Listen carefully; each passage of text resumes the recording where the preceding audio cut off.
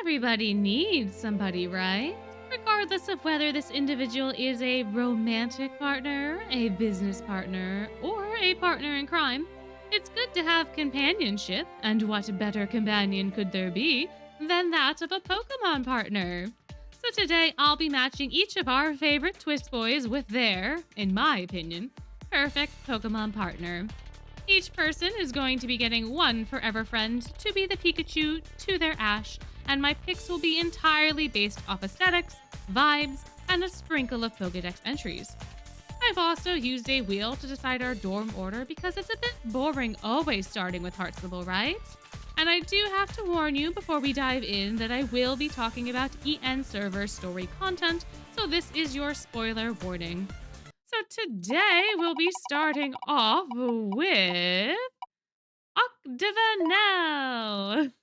And first up in Octavinelle is Azul. Now, there are quite a few octopus Pokemon in existence, but I feel like it'd be a bit reductive to just give Azul an octopus in the same way as giving Leona a lion would be a little too on the nose.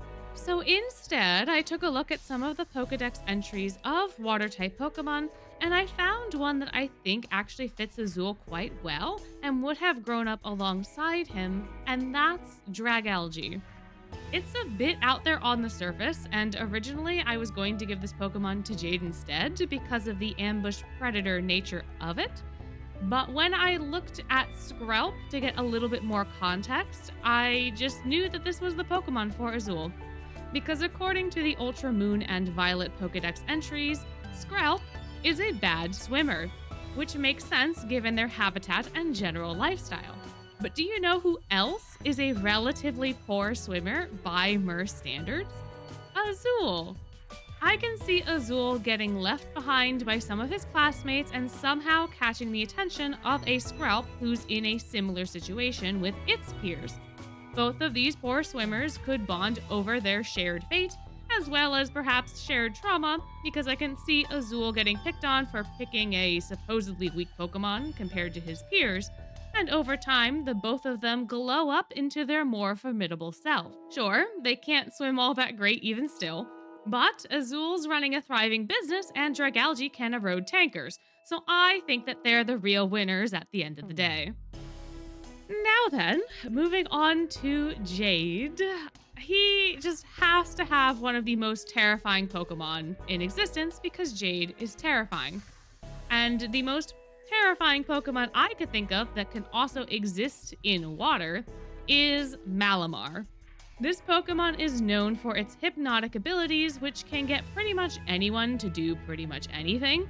And while the actual hypnosis part is not quite Jade, being able to do and get pretty much anything out of anyone is Jade's specialty. Jade's unique magic is also somewhat similar to Malamar's abilities, at least from what we can see with his interaction with Kaleem, and I think Jade would use this Pokemon's abilities to boost the effectiveness of his spell by preemptively weakening the minds of those he needs information from. With a Malamar on his side, Jade could be an unstoppable and formidable foe, and I think that the two of them would get along very well.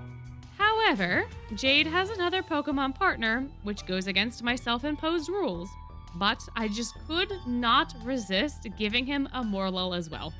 And I'd like to add that both Jade and his Malamar are extremely protective of this little fairy mushroom. They will, in no uncertain terms, end the existence of anyone who dares to attempt to harm this Morlul, and Morlul is more than happy to give over a cap or two in exchange for this protection. Morlul also has a lot of fun hanging out with Jade on his hikes, which is an activity I don't imagine Malamar being too keen on, so Jade gets the best of both worlds here. Now, last but not least in Octavinelle is Floyd. So, Floyd. What kind of Pokemon would fit Floyd? He's quite unpredictable, so this Pokemon has to keep his attention, but I also feel like it has to be a water type because, or at least water adjacent, so it was a little hard to pick, is what I would say, but nah. Floyd's got a Bruxish. I can't think of a more unique water Pokemon than this colorful fish. And I think Floyd would have seen one and been like, yes, that, thank you, it's mine now. He doesn't really care, I think, that it's used to warmer waters. It's cool, and sometimes, according to the Violet Pokedex entry, it's also sparkly, which I think would have absolutely gotten his attention. This fish also grinds its very sharp teeth that it can use to break up all sorts of hard materials, including spikes and shells. You can't convince me that Floyd and his Bruxish did not have a crunching contest at some point in time. It absolutely happened, and Floyd absolutely broke a tooth. And it may have been the event that convinced the Bruxish to join him on his journey. I'm not entirely sure, but what I do know is that these two are thick as thieves. I also think the psychic abilities could help Floyd in battle, as even if Floyd wasn't in the mood to use his magic properly, the Bruxish could confuse their opponents enough so that the spells also miss Floyd. I think these two would have a blast terrorizing the ocean, and their flashy attitudes make them even better cover for Jade and his Malamar. So with Octavinelle done, let us see where we're heading to next. Heartslabyul. Okay, so in Heartslabyul, we'll start off with a riddle. So when it comes to riddle, I feel like there are some very obvious choices. We've got sentient roses, rose painter, sentient teapots, and quite a few horses that I feel could all fit him to some degree. However, as I was looking through lists of Pokemon, there was one that really stood out to me that I think would work really well for riddle, given what we know about him. However, there is one itty-bitty tiny little problem. It's a legendary. I planned initially to exclude all legendaries from consideration because there is absolutely no reason that anyone in Twisted Wonderland should have that much power. Can you imagine what Azul could do if he had the power of space and/or time? The world as we know it would cease to exist. However, I do feel that Riddle specifically would be the least likely to potentially abuse a legendary's powers. Riddle is such a stickler for the rules and is strict with his own power, outside of that one little incident, that I don't really foresee the space-time continuum being damaged with Riddle befriending a legendary. And I do think that this particular Pokemon wouldn't pose as much of a threat to that anyways. So Riddle is getting a very, very special little pal, and that's Shaman. I couldn't deny this hedgehog-loving guy his little hedgehog pal, and I think Shaman generically fits the vibe of Heartslabyul well enough to work. I can imagine Shaman hanging out with the other hedgehogs and then just being confused for one of them, with Riddle pampering him just the same, which would end up convincing Shaman to stick around for the benefits for a little bit anyways. Would they be forever pals? Probably not, given the nature of legendaries, but I do think that the two would bond quite a bit and be friends for quite a while. Now, moving on to Trey. Where Trey is concerned, it was quite obvious, honestly. Trey is getting paired up with an Alcremie for reasons I probably don't have to explain, but I will anyways. Since his family owns a bakery, it's likely that they would have Pokemon that can help them with their business rather than a Meowth or a Dedenne or something similar. There are a few different food-type Pokemon designs, but there are two that specifically relate to baking that I think could fit well. Slurpuff's Pokedex entry talks specifically about helping pastry chefs, while Alcremie's Sword and Scarlet entries talk about their cream and its uses. From a practicality standpoint, it probably makes more sense for Trey's family to have a Slurpuff to help with the quality control than an Alcremie. However, I do think they would have both, and I think the lesser loss, so to speak, during Trey's stay at NRC would be the Alcremie. This pal could help Trey with his dorm baking duties, and I think it would be really cute for the Alcremie to bring him berries for his tarts every once in a while. No one shall question where the berries come from, no, but they will enjoy them all the same. Also, Trey's cake looks a little bit like the Gigantamax Alcremie, so I think this pairing is a solid match. Next up is Cater, and for Cater, I was also conflicted. There are too many Pokemon in existence to be able to narrow this down, but eventually, ultimately, I decided on Yamper. I just feel like this little electric corgi has an aesthetic energy that matches Cater's persona, but the actual Pokemon itself is apparently quite lazy, which I think also kind of fits Cater. I think this cute pup would have been a family pet that eventually bonded to Cater, since his sisters might have moved on to other cuter Pokemon for themselves. Given how cute Yamper is, it makes the perfect Magikarp partner as well, and Cater absolutely has an entire sub-account specifically for his Yamper. These Pokemon also chase after fast objects like cars, and I think this can be arbitrarily connected to the fast nature of trends and keeping up with those. So I think the two of these guys work together in that way, even though that is not a strong connection at all. I also think that this Pokemon would be the perfect emotional support animal for Cater to help him out with the gloomy stuff he never tells anyone. It's also possible that Yamper sometimes herds the hedgehogs during croquet, which is chaotic and hilarious and may have gotten Cater collared a couple of times, but I just think it's a very funny scenario, so Yamper it is.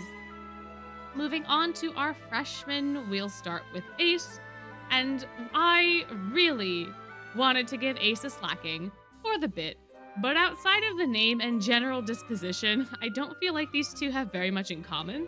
So instead, Ace is getting a Cherubi. Is this a better fit? I'm not entirely sure, but I do think it's a Pokemon that fits Ace's jazzy personality without being too over the top. Plus, Ace loves cherries, so why wouldn't he love a Cherubi? If he was going to evolve it, it would definitely be into its sunshine form.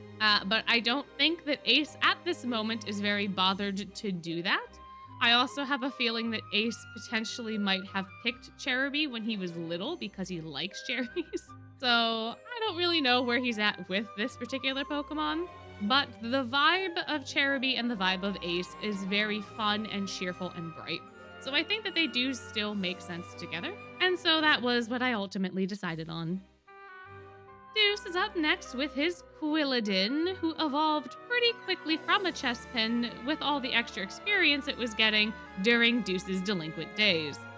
Chespins are much more of a defensive type Pokemon overall. When they evolve into Quilladin and eventually Chestnut, this becomes very apparent. And I think it fits Deuce's overall personality, character growth, and special magic.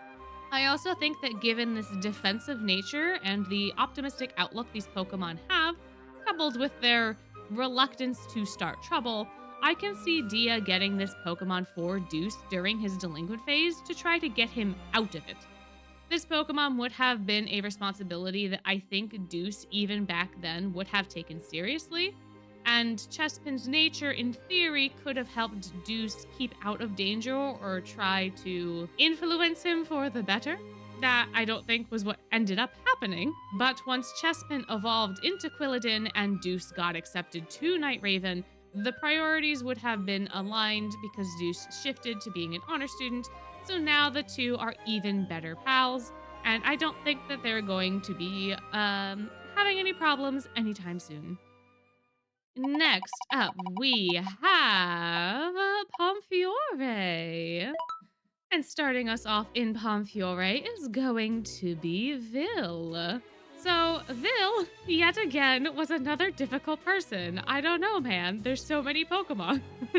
I had really wanted to give him a poison type, but none of them really match Vil's aesthetic. And I feel like he wouldn't want a Pokemon that could potentially upstage him, like a Gardevoir or Sarina. But Spritzies are cute, small, and give off the vibe of like a Pomeranian or Chihuahua to me, which I think kind of fits Vil's movie star model aesthetic.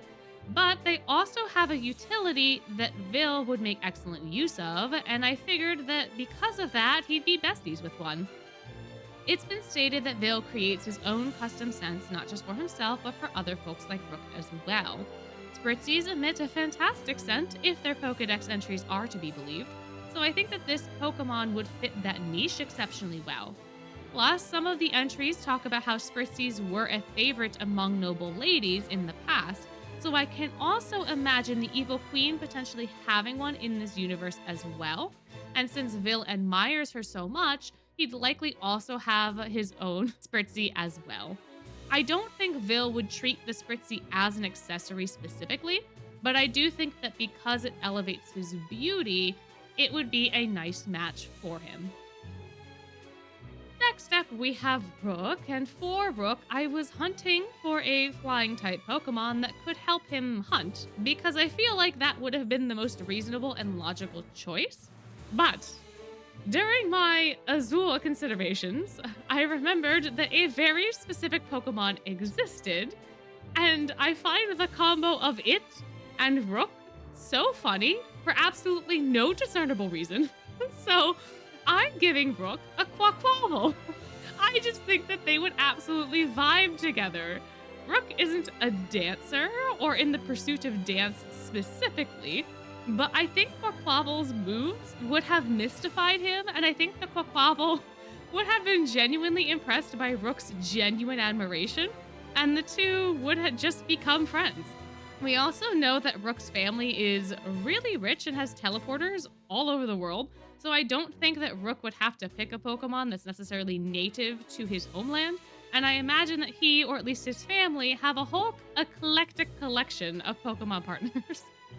Rook is a student of beauty, and I think that Quaquaval would be down with that too, but I have no concrete reasoning for why exactly.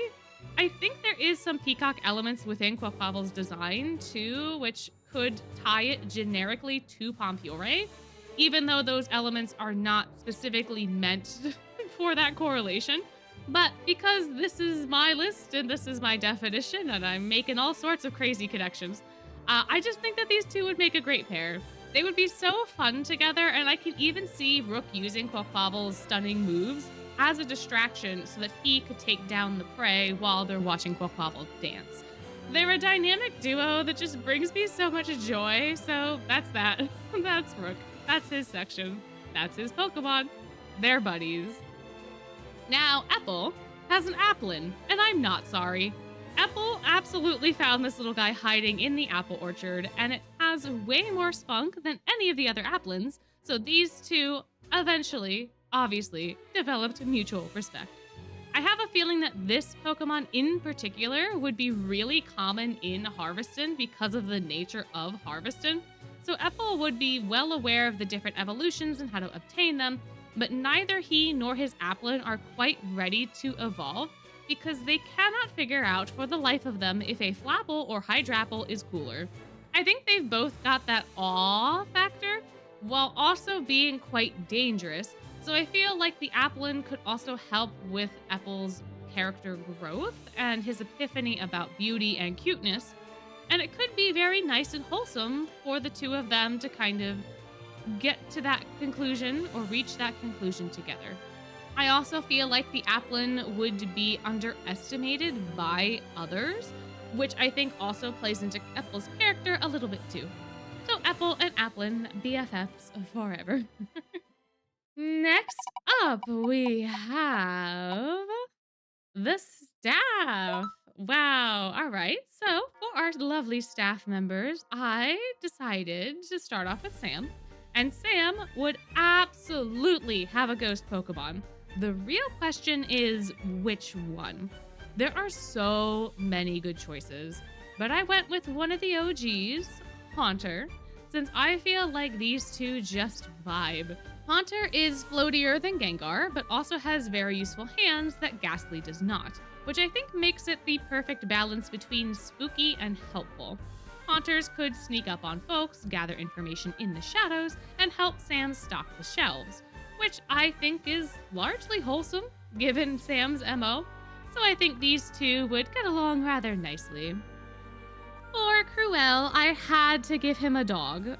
There's no other way. There's no other choice. And yet again, there were so many choices for dog-type Pokemon. But I went with another OG, and that's Mightyena. This pupper's got the fantastic coat and general colors to blend well with Cruel's aesthetic, and I think the dark typing also works for him very well. But that's kind of all I have to say about it. There's not too much else here. I just think that they look really good together, and because Corel probably has an army of dogs, maybe Mightyena is just his favorite. Who's to say? Now, Vargas, which muscly fighting type is he going to get? I honestly think it would be really cute for him to have a Machamp, which is just a man with more arms, but I can see him as a kid finding and befriending a Machop, and then the two of them train together over time and both become big, strong, muscly guys together. And I think that that's just a wholesome little training journey for the two of them to have undertaken together. Although I do have a feeling that Vargas's egg budget would have to be increased significantly if this was the case. For Train, Lucius is basically his Pokemon. But if we had to convert Lucius into a Pokemon, I think he'd be an Alolan Meowth. Highly intelligent and prideful, it is famously difficult to handle, or so the Pokedex claims. But I think this fits the relationship Train has with Lucius and how difficult it is for other folks to handle Lucius if they don't know animal linguistics. Train would absolutely be giving this Meowth all of the attention and care it would need for the two to have a good relationship. And I can absolutely seeing this cat getting all sorts of bribery and treats from the students for little favors that only this cat could do. Last but not least is Crowley, and I'm giving the bird a bird, but not just any bird, a Corviknight. This is way too cool of a Pokemon to give this goofball, but I do think as head mage of the college, he should have an imposing partner, and I think a crow having a crow makes sense. Plus, I still have a feeling that Crowley is not all that he seems, which could make this pairing way more fitting. But until that sort of thing is revealed to us players, the crow's just getting a crow because they're, well, crows. Next up, we have Ignihyde. So Ignihyde was another fun one to try to piece together. And entirely sure what to do with Edea, because I feel like Steel, Electric, or even Ghost-type Pokemon could work very well for him. And there is a menagerie of Pokemon within those types that would also fit Edea really well. But I had an idea, given his background, that I liked even better than trying to figure out what one of those kinds of Pokemons could fit him. Since he and Ortho were raised at Styx, which is at its core a scientific facility, I can absolutely see their parents giving them both EVs as a kind of personality test that is also kind of a continuation of their research. I can see the Shroud family as a whole having the evolutions by their side throughout the years, and I think their mom would have an Espeon, their dad would have a Vaporeon, their late grandma would have an Umbreon for reasons I do not myself understand, and for Edea, I think, perhaps controversially, perhaps not, that he would have a Flareon. This is the worst possible Pokemon partner for a gamer guy, because the fire types are, well, fiery, and Flareon emits a lot of heat. However, I do think that when he was younger, he probably would have been drawn to this sort of fiery, heroic vibe I get from this Pokemon, and he might have also wanted like a Rapidash or something to match the Pegasus, so I can see him liking fire types enough generically at that time to have evolved his Eevee into a Flareon. Even though they may not be the most efficient Pokemon for his current circumstances, I do think that he really bonded with it when he was younger, and he still loves it so much that the fire part doesn't really matter. And given that he's a genius engineer, he can probably figure something out to save his precious technology. Now, continuing this idea for Ortho, I think our Ortho would have inherited OG Ortho's Eevee, because I think OG Ortho was still a bit too young to have evolved it, I think, and it would have over time then evolved with our Ortho's help into a Sylveon. This Pokemon is one that likes to dissolve conflicts with vibes, and it has a generally cheery disposition that I think fits our Ortho extremely well.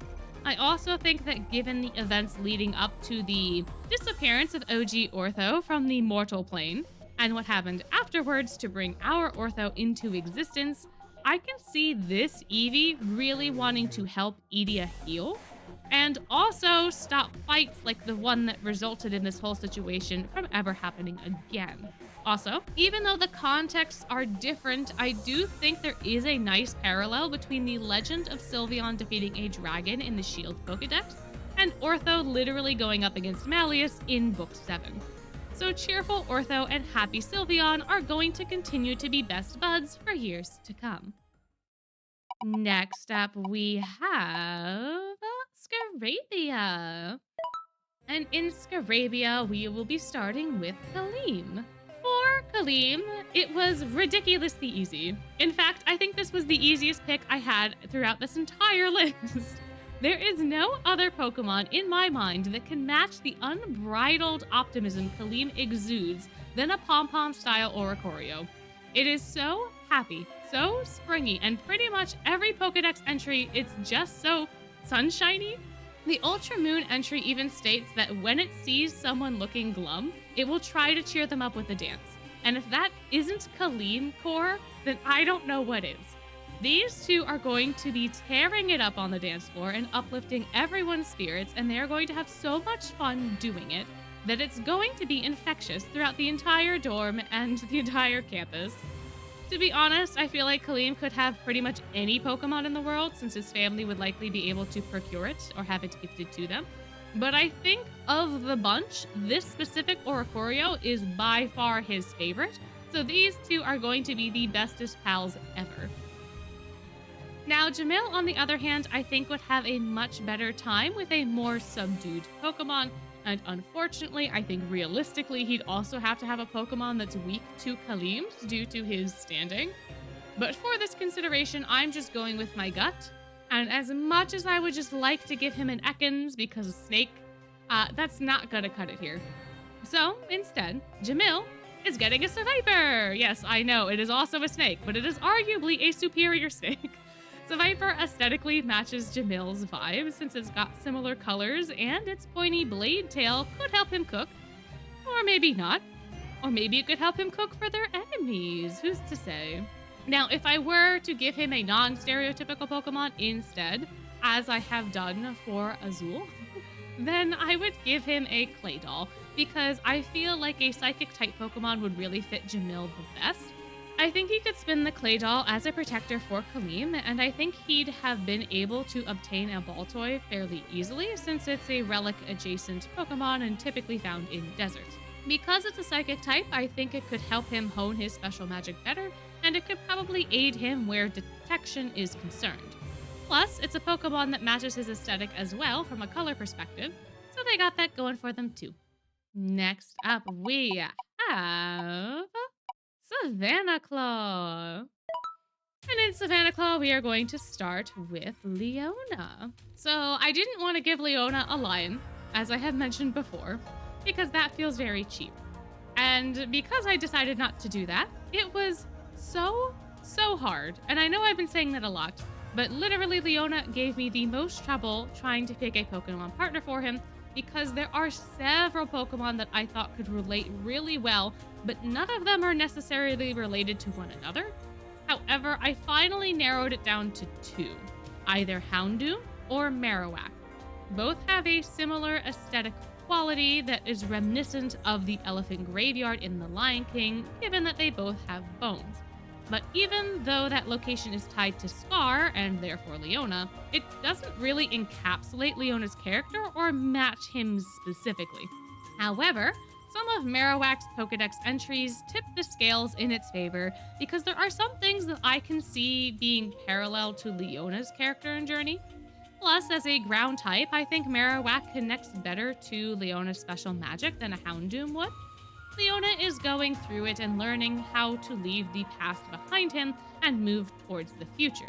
And Marowak is the Pokemon embodiment of that concept. It's said quite frequently in the Dex entries that Marowak has a tempered and hardened spirit that was formed from it overcoming the grief of losing its mother. And while Leona's mom is still alive and well, at least to our knowledge, I do think there is a lot of sadness or hopelessness present within him from his childhood that could connect to this journey.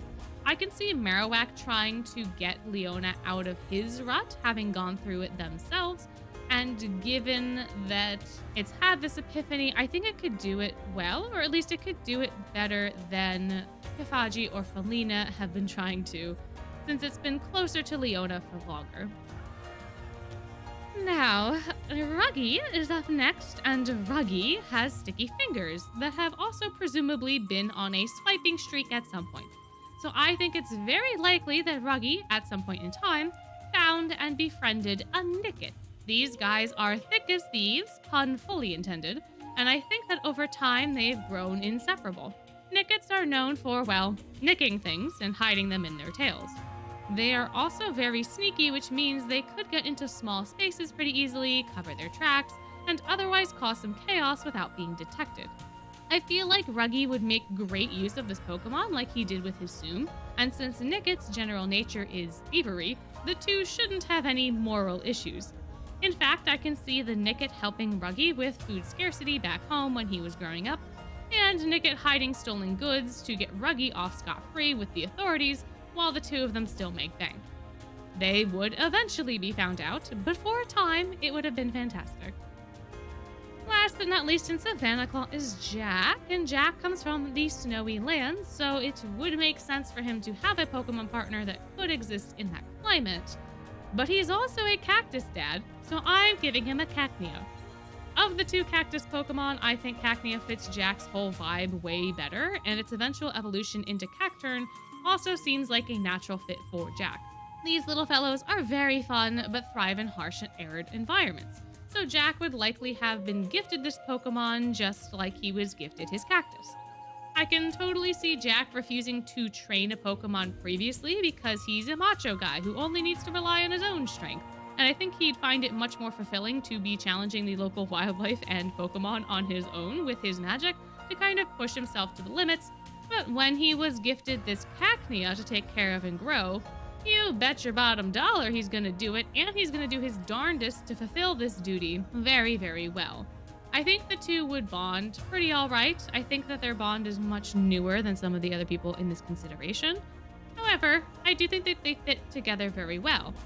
Plus, Cacnea is also very prickly, like a sea urchin, perhaps, which is another fun parallel to Jack. Last but certainly not least, we have Diasomnia. Unfortunately, they got put in the same place they always are, based off of the wheel. Naughty, naughty wheel. But we're going to start off with Malleus, and I think it would make sense for him to have a dragon, since he is also a dragon himself. But I feel like if the Fae were to have any other type of Pokemon besides a ghost, there's a good chance that they would outlive their Pokemon partner. In Malleus's case, considering his unfathomable lifespan, I don't want to give him a buddy who would inevitably leave him, so instead, given his interests in ruins and architecture, I'm giving him a Runerigus. There's not much information to be had from the Pokedex entries, but I do think that Malleus would find this Pokemon fascinating, and I think the two might be able to bond over their shared, being forgotten about nature. I think Malleus would appreciate the history and story behind this Pokemon, and Runerigus are depicted with a snake design, which I think fits the draconic vibe. However, I do also think that little Malleus would have stumbled across the Yamast, befriended it, then took it everywhere with him, including the one location where it could evolve, unbeknownst to the two of them, and then during their wandering through the ruins, the Yamask would have evolved, much to Malleus's delight, and the two have continued to be pals ever since. Moving on to Lilia, this is another special case because of the same Fae lifespan reasoning I had previously. But I really think that Lilia would love a Noibat, and I think General Lilia would have absolutely been partnered with a Noivern. The evolved form of this Pokemon is an absolute terror at night and can hunt like nobody's business in the dark. However, it's not super useful during the day, which I feel is in line with Lilia's general disposition, or at least he had similar vibes to this during the Cloud Calling on the Savannah event. However, even though Noivern is part dragon, I don't think it would have survived past 500 or so. Maybe. Probably. So I think that Lilia, as he has one of his past Noivern's kiddos with him currently, who he treasures just as much. Lilia's an experienced father at this point, so I'm sure he'd be fine bringing up this little bat too, and they are absolutely best buds. Noibat would also help babysit Silver too, and might have even helped him gather some good fruit or berries for the family. And may, at some point, have tried to use its supersonic waves to wake Silver up to no avail, of course. Speaking of Silver, though, Silver is a very sleepy boy who probably has many, or at least interacted with many, dreams. Musharna is a Pokemon which needs to eat dreams to survive. Symbiosis. That aside, I feel like this Pokemon would have been attracted to Silver while he was under the sleep spell as a baby, and I think Lilia would have just assumed it was meant to be with him, so Lilia would have adopted both of them at the same time. I think growing up, Lilia would have used Musharna's smoke colorings to help him parent, or at least know when Silver is emotionally distressed, at least subconsciously, given the unique ability described in the Pokédex entries. There might have been a time where Silver and Musharna were separated as a way to cure Silver's sleepy curse, but I think Silver would have been so depressed during the separation that Lilia would have absolutely brought Musharna back despite this potential consequences to ensure Silver was happy and grew up happily. This may not be the most useful Pokemon for Silver's career trajectory, but it would have been his pal since before he could remember, and I think their bond would be unbreakable. Last but not least is Sebek. And Sebek has a Krokorok, and I am not sorry. This is another stereotypical Pokemon, but I have similar reasoning to Apple here, so Krokorok it is. Sebek is incredibly gung-ho about his family and about Malleus, so there is no way he'd be willing to have a supposedly weak Pokemon. Since his family is originally from the Sunset Savannah, I think he'd love to have a Pokemon that not only connects to his family roots in a way, but also gets more intimidating the more it evolves. Plus, according to the Ultra Sun Pokédex, Krokorok really hates it when its body gets cold, which is also something that Sebek really hates. Also, in Sword and Shield, the Pokédex entries reference how Krokorok can see super well in the dark, which I think would be an awesome asset for Sebek. The Briar Valley is home to the Nocturnal Fae, and Malleus is one such Fae, who also loves his late-night walks. Having Krokorok could help Sebek not only guard Malleus at all hours of the night, but it could also help him find Malleus at night when he wanders off, making the two of these guys perfect pals. And that is it. That is all of our boys and all of their Pokemon. What a fun little journey this was. Honestly, it was so hard to just choose one for everyone. So, if you have different takes, if you have other Pokemon you think fit characters better, let me know down below. And if you'd like this video and want more content like it, let me know that as well with a comment, or maybe a like, or maybe even a subscribe. And as always, before you go, I would just like to remind you that you are amazing, and I hope you have a wonderful day.